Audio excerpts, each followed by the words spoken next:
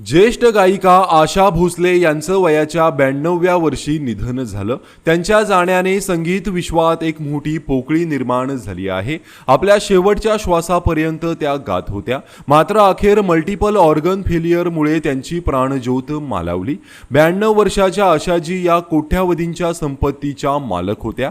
आता त्यांच्या मृत्यूपश्चात ही संपत्ती कुणाला मिळणार असा प्रश्न विचारला जातोय। त्यांनी इच्छापत्र केले होते का हे जाणून घेण्यासाठी ही चाहते उत्सुक आहेत। आशा भोसले या भारतातील सर्वात श्रीमंत गायकांपैकी एक होत्या।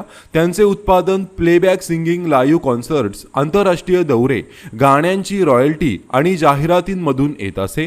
ज्या काळामध्ये गायकांना रॉयल्टी मिळत नसे त्या काळापासून त्यांनी कामाला सुरुवात केली होती। फक्त गाणीच नाही तर त्यांनी परदेशात जागांमध्येही गुंतवणूक केली होती। सोबतच त्यांची आशाज या नावाने हॉटेलची चेन देखील आहे। हा बिझनेस देखील परदेशामध्ये पसरला आहे। तर त्यांचं राहतं घरही 20 कोटीहून अधिक रुपयांचं आहे। आपल्या मेहनतीच्या जोरावर त्यांनी 250 ते 300 कोटींची संपत्ती जमावली होती।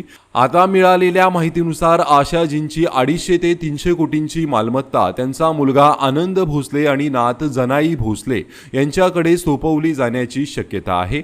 आनंद भोसले हे त्यांच्या व्यवसायाचे व्यवस्थापन पाहत होते, त्यामुळे त्यांना मुख्य वारस मानले जात आहे। सहसा कलाकार आपला मृत्यूपत्र आधीच बनवून ठेवतात, मात्र आशाताईंनी असं काहीही केल्याची माहिती मिळू शकलेली नाहीये।